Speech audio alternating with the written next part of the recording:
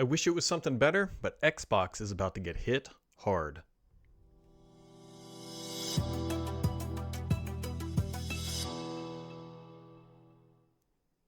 If you have been following this channel for the past, a few weeks or maybe months at this point, I've been hinting at big changes coming for the fiscal year ahead for Xbox. Now, this all takes place starting June 30th is the last day of the fiscal year, and July 1st is fiscal year 2026.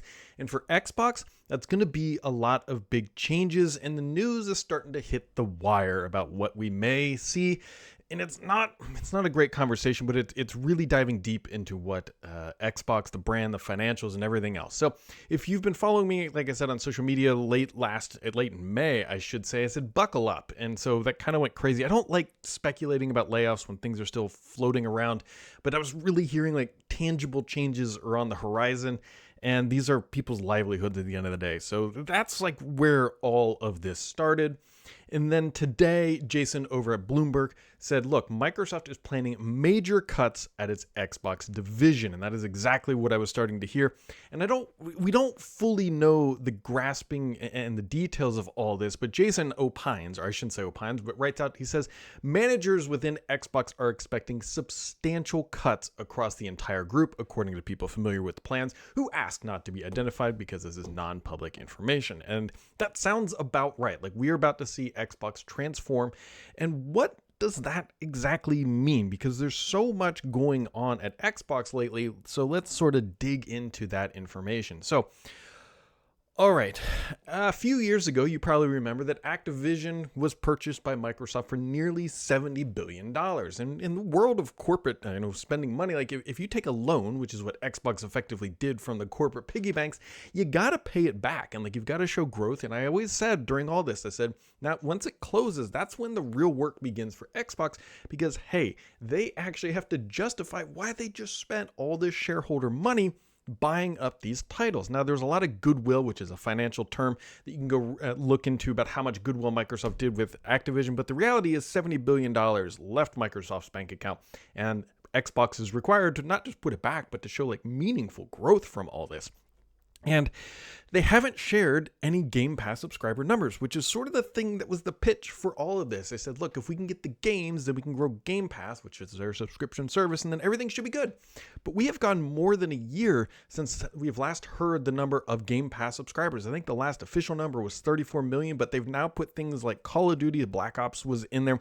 We have Avowed, we have Indiana Jones, we have Doom. There are many more titles that I am just missing and skipping there, but it's not like Game Pass hasn't done anything substantial in the past even 6 months. They've been on a pretty good streak of releasing high quality titles that are being relatively well reviewed and are elevating the service. And yet here we are talking about layoffs with Xbox, and it kind of makes you wonder if maybe they've hit some sort of natural peak and they can't grow the service as fast as they thought they initially could.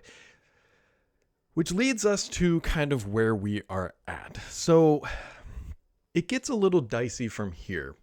You probably remember PlayStation getting a bunch of Xbox games like Forza and many others, but the thing that just continues to dwell in the back of my brain is that Microsoft has not shared Game Pass numbers in over a year. And I will say that multiple times, in over a year and many times. Because if they were beating their expectations, you'd have to think that they would be shouting these numbers from the rooftop. And yet here we are, they are keeping them very close to the chest and haven't revealed much of anything. So we've seen other titles land on other platforms, and Microsoft's obviously loving that cash grab. And they've already signaled that's just the way it's going to be. But the calculus here begins to change, and I wonder if this is having some impact on the studio. So think of it as this example. Historically, if you go back prior to Game Pass, if you wanted to play Forza, let's say Horizon 4, doesn't matter, 5 or whatever, you would go pay $60 and you'd get that game. And it did not matter if you played for 1 hour or 900, the Forza studio still got $60. In the Game Pass world, because Microsoft does not share how they allocate revenue to studios, and they never will. They don't even tell us console sales numbers at this point. They're never going to share that little detail.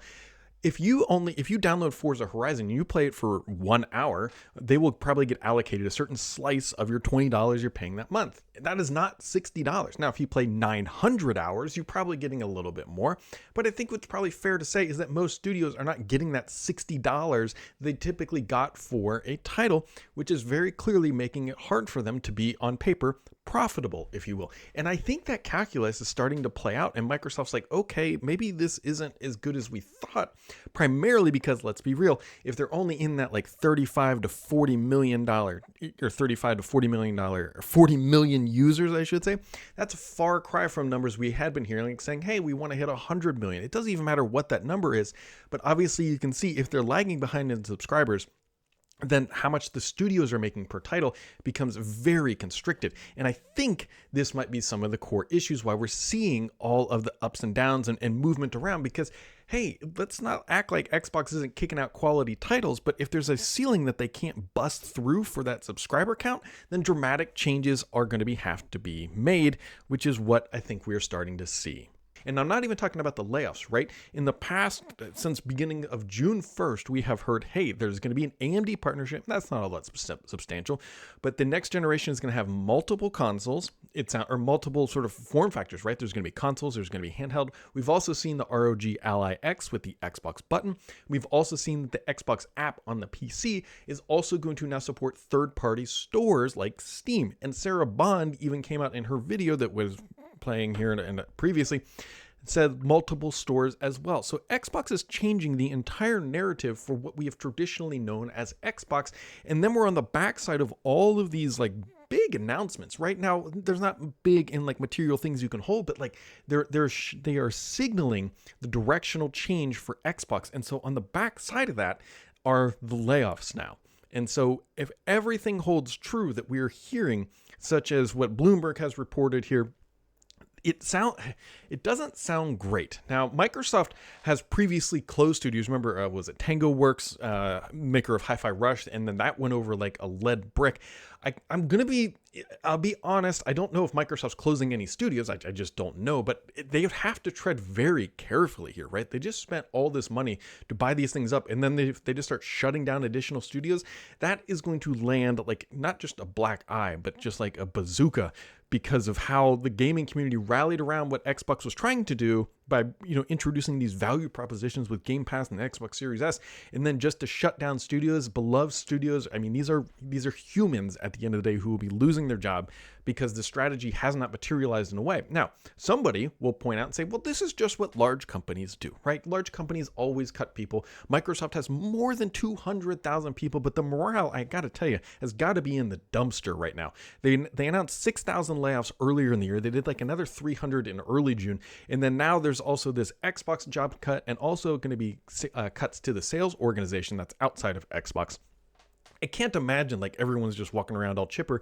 Everybody's walking around on eggshells right now, trying to figure out like who's gonna survive, and that's not a good thing. This is not fun stuff to talk about.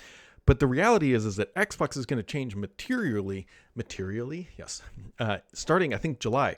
So what I will be paying attention to here, and these are the things we may not get out of Microsoft, like what is the new strategy, right? Clearly, if they're making all these changes from the next generation of Xbox, right? They're making changes to how they're going to position the app on the PC and working with AMD and all that stuff. But what about the titles, right? There's like Gears of War, there's Halo, there's Forza, and there's many other staples within the Xbox org. And Minecraft, are they going to try to realign and focus more on these big studios that are doing things that are really profitable, like Call of Duty and Minecraft, and not take the risks and put out other titles like Indiana Jones or even a Redfall, if you will?